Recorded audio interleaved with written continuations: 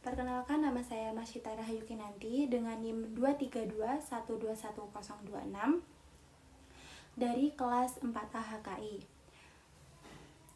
Di sini saya akan mereview suatu artikel jurnal yang berjudul Sejarah Hukum Acara Pidana, Alur Beracara, dan Asas-asas dalam Hukum Acara Pidana. Jurnal ini merupakan karya dari Gina Rawdatul Jannah yang membahas mengenai tiga aspek utama hukum acara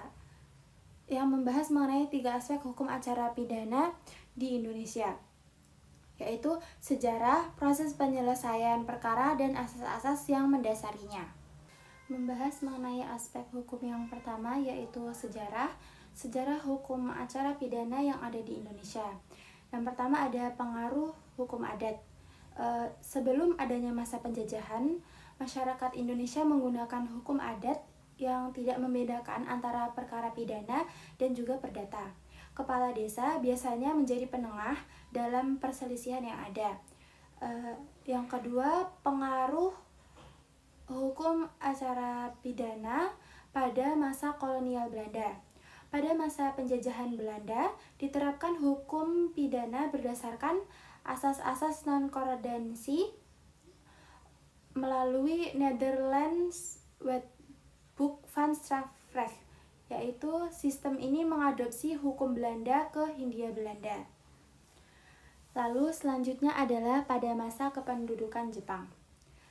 Pada masa ini tidak banyak perubahan yang terjadi. Peraturan yang berlaku sebelumnya tetap digunakan dengan beberapa adaptasi militer dari Jepang. Selanjutnya adalah pada masa pasca kemerdekaan. Setelah terjadi proklamasi kemerdekaan, sistem hukum yang ada itu terus digunakan. Sementara waktu hingga disesuaikan dengan kebutuhan Indonesia, yaitu pada 31 Desember 1981. Lahirlah KUHAP, Undang-Undang Nomor 8 Tahun 1981 yang menjadi landasan formal hukum acara pidana di Indonesia. Lalu selanjutnya adalah proses penyelesaian perkara pidana. Dalam artikel ini menjelaskan tahapan-tahapan dalam penyelesaian perkara pidana sesuai dengan KUHAP. Yang pertama adalah penyelidikan. Penyelidikan ini merupakan langkah awal untuk menentukan apakah suatu peristiwa merupakan tindak pidana atau bukan. Yang kedua adalah penyidikan. Penyidikan ini merupakan proses untuk mencari bukti agar dapat menetapkan tersangka. Yang ketiga adalah penuntutan, di mana seorang jaksa mengajukan perkara ke pengadilan.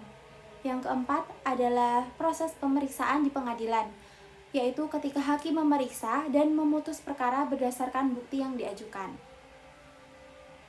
Lalu yang kelima adalah putusan dan upaya hukum, merupakan tahap akhir berupa putusan pengadilan yang dapat dilanjutkan dengan upaya hukum seperti banding atau kasasi. Selanjutnya adalah asas-asas dalam hukum acara pidana. Dalam artikel ini mencatat bahwa terdapat 11 asas utama dalam hukum acara pidana di Indonesia.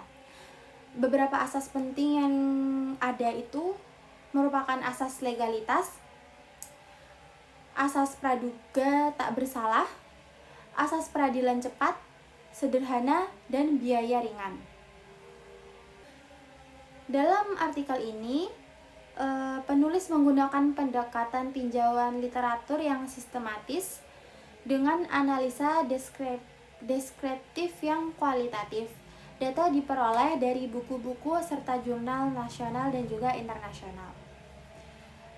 Dapat diambil kesimpulan bahwa hukum acara pidana di Indonesia telah mengalami perkembangan yang cukup signifikan dari masa adat hingga modernisasi melalui KUHAP.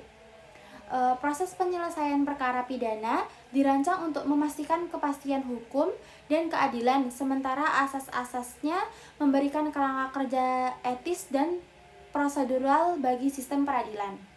Ada beberapa kelemahan yang terdapat dalam artikel jurnal ini. Beberapa contohnya adalah kurangnya data empiris, atau artikel ini itu sepenuhnya berbasis kajian pustaka tanpa melibatkan data empiris atau wawancara dengan seorang praktisi hukum. Hal ini membuat artikel ini cenderung bersifat teoritis. Yang kedua adalah karena minimnya analisis kritis. Penulis lebih banyak memaparkan fakta historis dan deskriptif tanpa memberikan analisis kritis terhadap perkembangan atau kelemahan sistem hukum acara pidana di Indonesia. Lalu, artikel ini juga memiliki referensi yang terbatas. Maksud dari referensi terbatas ini, meskipun disebutkan bahwa artikel ini menggunakan jurnal nasional dan internasional sebagai referensinya, daftar pustakanya tidak disajikan secara eksplisit dalam dokumen ini, sehingga sulit untuk mengevaluasi sumber-sumber yang digunakan. Dalam artikel jurnal ini memberikan suatu kontribusi penting dalam memahami sejarah dan prinsip-prinsip dasar hukum acara pidana di Indonesia. Namun, untuk meningkatkan kualitas akademiknya lagi, masih diperlukan beberapa analisis yang lebih mendalam dan kritis, serta penggunaan data empiris untuk mendukung argumen yang disajikan. Secara keseluruhan, artikel ini cocok sebagai referensi dasar bagi mahasiswa atau peneliti pemula di bidang hukum pidana, tetapi masih memerlukan pengembangan lebih lanjut untuk memenuhi standar penelitian akademik tingkat lanjut. Mungkin cukup sekian penjelasan dari saya, kurang lebihnya mohon maaf. Wassalamualaikum warahmatullahi wabarakatuh.